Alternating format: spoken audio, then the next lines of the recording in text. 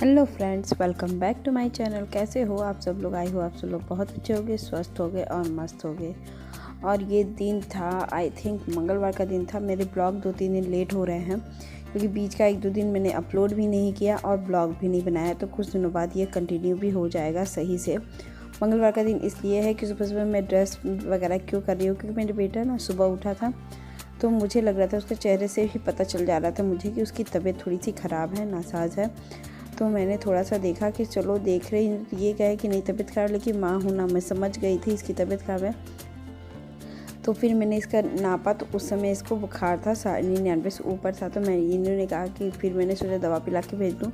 फिर मैंने कहा कि अगर ठंड लगी होगी तो एक दिन में कुछ नहीं बिगड़ेगा, रेस्ट करेगा तो ठीक हो जाएगा। फिर आई थिंक बढ़ ना जाए, बीमारी होता है ना कि अब मुझे डर लगता है बीमारी बढ़ ना जाए, तबीयत बच्चों की फीवर वगैरह से तो सिर्फ जान ही मतलब कम होती है, ताकत ही कम होता है, बाकी तो कुछ होता नहीं है। लेकिन तब भी होता है ना कि 2-3 दिन रह जाएगी, तबीयत ज़्यादा ख़राब हो जाएगी। तो वहाँ पे आई थिंक मैंने उसको सुला दिया और आज मैं वो नहीं गया है। अचानक ही तबीयत ख़राब हो जाती है, बच्चों को तो होता ही ऐसा कुछ है। तो अभी मौसम भी ऐसा वेदर हो रहा है ना कि पता भी नहीं चल रहा है और स्वेटर वगैरह पहनने का भी मन नहीं कर रहा है, लेकिन ठंड भी लग जा रही है। बच्चों में तो वैसे भी बहुत ज़्यादा जल्दी डांटना रपटना पड़ता है। तो यहाँ पर मैं आ गई थी इनके विंटर के शर्ट निकालने के लिए, क्योंकि जो समर के शर्ट होते हैं ना पूरा फुल वाला, और अभी विंटर में तो कुछ आधे अंदर पहनते हैं, तो कुछ जो पुराने हो जाते हैं जो अब बाहर गर्मियों में नहीं पहनेंगे, तो वो कपड़े मैं बाहर निकाल दे रही हूँ। शर्ट वगैरह पैंट तो जो पहनना है वो पहनेंगे ही, तो मैं वही कपड़े वगैरह ठीक कर रही थी। ये सब होते हैं देसी जुगाड़। देसी जुगाड़ क्या, ये हमारे घर में सिखाया जाता है, ये सब लोग सीखते हैं कि ठंड में वो कपड़े निकाल दो जो तुम बाहर गर्मियों में नहीं पहनते, क्योंकि गर्मियों में फुल कपड़े दिखते हैं। इधर तो स्वेटर वगैरह से शर्ट ऊपर के तो छुप ही जाते हैं, कलर के अलावा क्या दिखता है शर्ट में अगर तो फिर मैंने यही स्वेटर वगैरह प्रयोग किया था, कपड़े वगैरह ठीक करके। कुछ ये अलमारी ना मेरी इतनी ज़्यादा कंजेस्टेड हो जा रही है कि मुझे खुद भी समझ में नहीं आ रहा है कि मैं क्या करूं, और ठंड की वजह से तो और भी ज़्यादा कंजेस्टेड हो जा रहा है, क्योंकि अब जब तक ठंड रहेगा तब तक ये मेरी अलमारी इसी तरह फुल फिल रहेगी। लेकिन हाँ, थैंक गॉड घर ठीक करने के बाद घर ठीक भी दिख रहा है, क्योंकि अगर पर्दे खींच दो ना तो घर एकदम क्लीन नज़र आ रहा है। तो अभी बेटे को बस लेटाई हुई थी कि तुम लेटे रहो, जितना रेस्ट करोगे उतना ही ठीक होगा। बच्चों के साथ होता है ना, वो एक्टिव हो जाते हैं। फीवर की दवा मैंने नहीं पिलाई थी क्योंकि 99 से ज़रा सा ऊपर से था, तो फिर मैंने कहा कि नहीं मैं नहीं पिलाऊंगी जब तक मैं नापूंगी। तो अभी मुझे लग रहा था कि फ़ीवर हो गया है, तो मुझे तेज़ से लग रहा था। मैं सोची थी दवा पिला दूँ, लेकिन तब भी मैंने कहा कि 100 हो जाएगा उसके ऊपर तभी मैं पिलाऊंगी, क्योंकि कभी कभी बॉडी टेम्परेचर भी वैसे रहती है। तो मैं इसको भी नाप रही थी तो 100 से ज़रा सा ऊपर हो गया था। तो मैंने कहा कि चलो आई थिंक, और फिर यहाँ पे मैं आ गई थी ना, तो दवा खोली थी, दवा का डिब्बा, तो उसमें था अपना थर्मामीटर वगैरह, तो उसमें मेरा भी कुछ सामान था। तो मेरी दवाएं था जो वो पुरानी फटी, कुछ एक्सपायरी हो जाती हैं, कुछ क्या होती है और कुछ क्या है मेरे पास। मैं आई थिंक वही सब देख रही थी कि जो चीज़ होनी चाहिए वो है कि नहीं है। नहीं होता है ये अभी अंदाज़ा रहता है ना कि घर में ये दवा पड़ी हुई है, लेकिन रात को दवा नहीं रहती है, तो उसकी भी एक टेंशन सी हो जाती है। तो मैं वही सब देख रही थी कि नहीं वो सब दवाएं हैं कि नहीं हैं, क्योंकि ये गैस की दवा मुझे बहुत ज़रूरी होती है, और सिर दर्द और बुखार की दवा, ये सब जो बहुत ही इम्पॉर्टेंट दवाएं हैं। तो भी देखिए उनकी फ़ीवर हो गई थी, तो मैंने कहा कि तनुष तुम तो वैसे नहा लिया था ये सुबह, क्योंकि मैंने इसको नहला ही देना सोचती हूँ कि नहला दूँ। अभी नहलाई हूँ, अभी नहला ही चुकी थी, क्योंकि सुबह सुबह ये कहा कि मम्मा मुझे नहला दो। तो मैंने कहा कि ठीक है तुम नहा लो, नहाने से कोई दिक्कत नहीं होता है। तो अभी मैंने ये कहा, तो फिर इन्होंने कहा कि थोड़ी देर बाद नहला देना, अभी मत नहलाओ, काफ़ी टाइम हो रहा है, बाद में नहाएगा ही। मैंने कहा ठीक है, तब ये भी बात सही है। तो अभी देखिए मैं आ गई किचन में कमरा ठीक करके, और जब बच्चे की तबीयत ख़राब होती है ना तो इधर वैसे भी मन नहीं लगता है। और फिर इधर मैं आलू गोभी मटर की सब्ज़ी बना रही थी, क्योंकि घर के काम तो करने ही करने हैं, क्योंकि उतना ज़्यादा भी इसकी तबीयत नहीं ख़राब थी। बस वो टीवी देख रहा था और मैं कंबल में उसको खोल करके सुलाई हुई थी, कंबल में बैठा रहे लेटा रहे, वो ज़्यादा बेहतर होता है किसी के लिए भी, क्योंकि वो होता है ना। अभी मुझे देखिए वो आ रहा था एकदम, बेटी का भी ध्यान आता है तो होता ही जाता हो ही जाता है। तो अभी देखिए आलू गोभी को मैं काट के रख रही हूँ, क्योंकि जैसे ही अभी दिन भी ऐसे है ना कि मटर भी आ गए थे, तो आलू गोभी मटर की सब्ज़ी बहुत अच्छी लगती है खाने में ठंड में। मैंने सोचा कि चलो आलू गोभी मटर आ गए हैं तो चलो आलू गोभी की अच्छी वाली सब्ज़ी एक बार बनाती हूँ, क्योंकि हमेशा हल्का फुल्का मसाले वाली तो बना ही देती हूँ, लेकिन आज थोड़ी अच्छी वाली सब्ज़ी बनाऊँगी। तो देखिए मैंने यहाँ पर आ गई थी। उससे पहले ना मैंने झाड़ू पोछा किया, आलू भी मैंने आलू बॉयल करके रखे, क्योंकि शाम को मुझे आलू के पराठे बनाने का पूरा मूड है, क्योंकि इन्होंने कहा था श्वेता बना दो, क्योंकि अभी खाने का मौसम है। ये ठंड के 2 महीने ही 3 महीने जो होते हैं जो ज़्यादा खाते हैं, और वैसे भी होता है। तो मैंने कहा कि चलो सुबह ही सुबह आलू बॉयल करके मैं रख दे रही हूँ, क्योंकि शाम को मैं नहीं करूँगी तो भी चलेगा, फिर बस आलू फ्राई करना होगा। तो मैंने कहा कि चलो धनिया की चटनी और आलू दोनों का काम मैं अभी कर देती थी। धनिया मैंने उस भगोने में भिगा के रखा है साफ़ करने के लिए, और इधर मैं सब्ज़ी की पूरी तैयारी करूँगी। लेकिन अभी मैंने सोचा ना पहले चटनी बना लेती हूँ, फिर सब्ज़ी की तैयारी करूँगी, क्योंकि लहसुन वगैरह तो मैंने छील लिया था बेटे के साथ बैठ करके। बच्चे होते हैं ना कि जब तक उनकी तबीयत ठीक ना रहे ना, तो 80% अपने भी मन नहीं करता है कुछ करने का। तो यहाँ मैं आगे धनिया की चटनी वही वैसी जो बेसिक होती है, लहसुन मिर्चा अदरक और टमाटर, आधा टमाटर या छोटा सा टमाटर हो तो 1 टमाटर, और आम का अचार डाल के मैं धनिया की चटनी पीस लूँगी। और इस धनिया की चटनी का सबसे मेन बात क्या है वो मैं बताती हूँ, ट्रिक है। क्योंकि सब देखिए कि दुकान पे ना चटनी हमेशा हरी रहती है, और अगर आप नमक डाल के आप रख दो तो आपकी चटनी 1-2 घंटे के बाद काली पड़ जाती है। आप लोग देखते हो कि नहीं?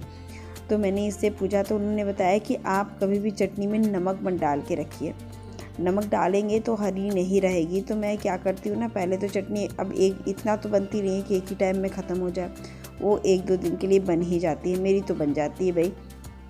उसका ट्रिक ये है कि फ्रीजर में आप रख दो तो काफ़ी दिन तक चटनी अच्छी सी पड़ी रहती है।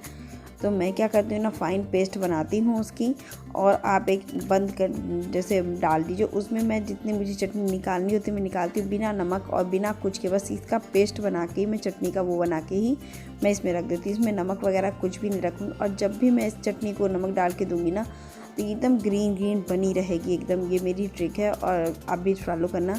अब साथ में आ गई मैं मसाला पीसने के लिए। तो मैंने ले लिया अदरक लहसुन प्याज एक छोटी सी और मिर्ची लेकर के, इसमें जो बेसिक मसाले होते हैं ना, जीरा मिर्च लौंग इलायची, वो मैं डाल करके एक तैयार कर दूँगी एकदम पेस्ट पीसने के लिए कि, और छोटी इलायची 2 डाल दूँगी। ये मसाला पीस के आप जब सब्ज़ी बनाओगे ना तो वैसे भी बहुत टेस्टी बनती है, लेकिन मसाला भी बहुत कम लगता है। आप एक छोटी चम्मच ले लीजिए जीरा, फिर 4-5 लौंग, 4 इसको पीस के अगर पाउडर आप बनाओगे ना तो 1 चम्मच से ज़्यादा तैयार नहीं होगा, लेकिन 1 चम्मच सब्ज़ी में अगर उसको पीस के बनाते हो ना तो वो सब्ज़ी भी बहुत ग्रेवी और थिक ग्रेवी वाली बनेगी और बहुत अच्छी बनेगी। देखिए इधर मुझे लग रहा था ना मिक्सी थोड़ी सी ख़राब गंदी लग रही थी, तो मैंने कहा कि चलो लगे हाथ में इसको भी पोंछ ही देती हूँ। वैसे तो मिक्सी आपको ठीक दिख रही हो, लेकिन अंदर वाले ये वाले हिस्से में ना गंदगी होती है, तो मैं गीला सा सूखा गीला कर देती हूँ कपड़े को, और फिर उसको अंदर डाल के अच्छे से उसको क्लीन कर देती हूँ। ये 1-2 दिन में आप कर देंगे ना तो जो मिक्सी होती है वो एकदम हमेशा ही नया बन के रहती है।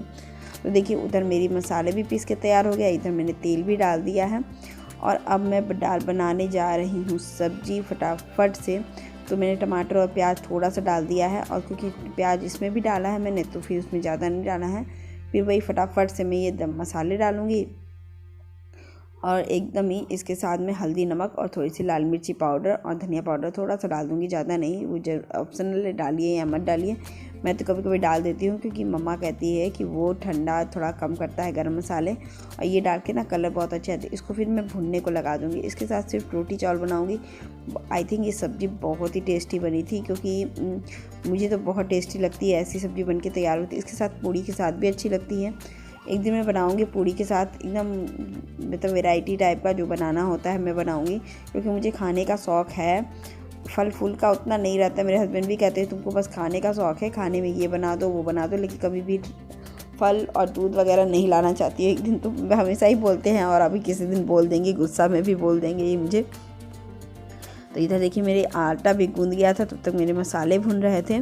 तो मैंने कहा कि चलो आटा भी गूंद लेती हूँ। तो ये मसाले एकदम भुन जाते हैं ना, तो मेरी मम्मी की तरह ही बनाना ज़्यादा पसंद करती हूँ, लेकिन वो तो गोभी और आलू को भून भी देती हैं थोड़ा सा तेल लेके। मैंने नहीं भुना, उससे और कलर ज़्यादा अच्छा आता है। तो उसको भी भून करके मैं एक बार दिखाऊंगी कैसे बनता है वो सब्ज़ी भी। पहले उसको तेल में अच्छे से थोड़ी देर भून लीजिए तो वो सब्ज़ी बहुत अच्छी बनती है।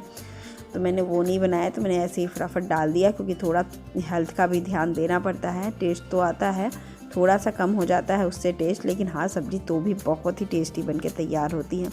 और ये देखिए सब्ज़ी बन के तैयार हो गई थी, थिक थी क्योंकि चावल बहुत गर्म था। फिर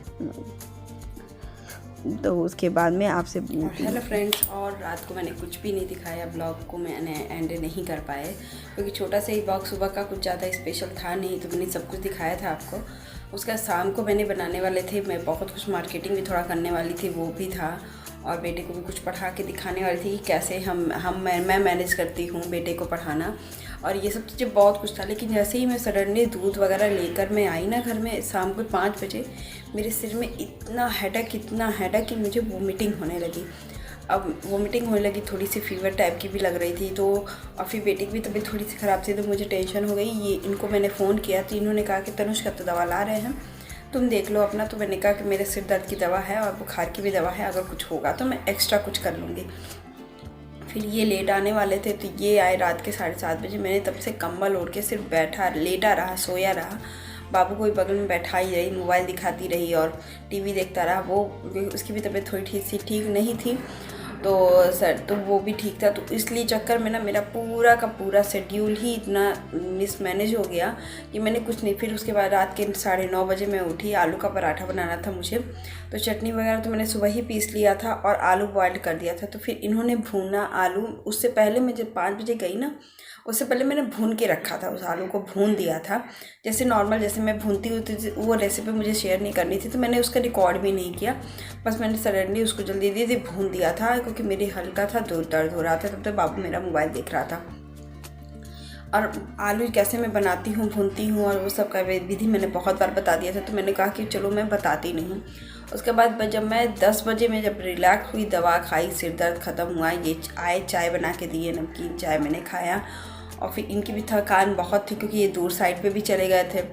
तो इतना कुछ होने के बाद ना मैंने कुछ भी रिकॉर्ड ही नहीं किया। फिर जल्दी से उठी मैं, सबको भूख लग गई थी। तो फिर अब औरतों को क्या होता है ना कि मजबूरी है कि एक बार उठना है, तबीयत थोड़ी सी ठीक हो।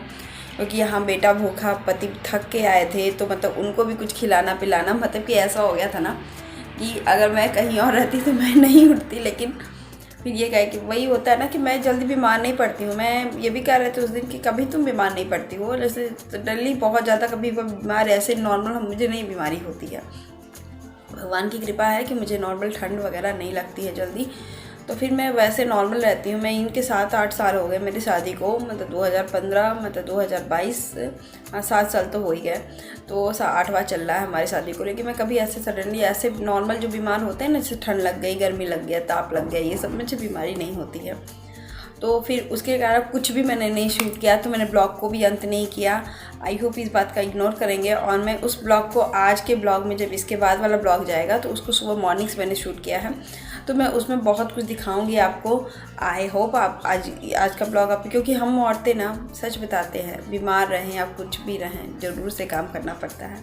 तो मैं ढेर सारी बातें नहीं करती हूँ, ब्लॉग को बोर नहीं करूँगी, और ये ब्लॉग को मैं यहीं पे अंत करती हूँ। आई होप आज का ब्लॉग जरा सा था, छोटा सा था, आई होप पसंद आएगा।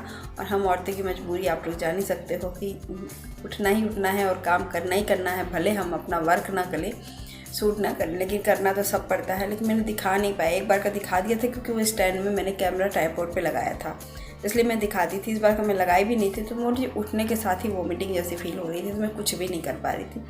और तो मिलते हैं नेक्स्ट ब्लॉग के साथ। आई होप आज का ब्लॉग आपको अच्छा लगे। प्लीज़ लाइक, नए हो तो प्लीज़ सब्सक्राइब जरूर कर दीजिएगा। और मुझे बताइएगा कि आपको क्या क्या देखना है। मैंने थोड़ा बहुत तो कलेक्शन दिखा दिया है, बाकी मैं दिखाती रहूँगी, और मैं वही छोटी छोटी कामेडी करती रहती हूँ। और मिलते हैं नेक्स्ट ब्लॉग के साथ। Bye bye.